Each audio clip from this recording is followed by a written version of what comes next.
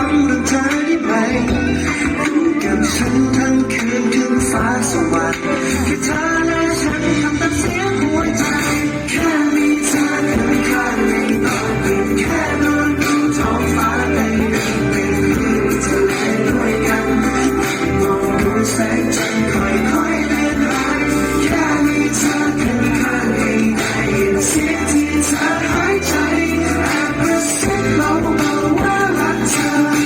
แค่มีเธอฉันยอมสนใจ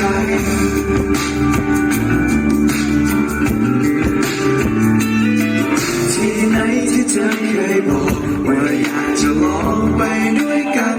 ขอเพียงเธอพูดว่าจะไปสุดขอบฟ้าจะหา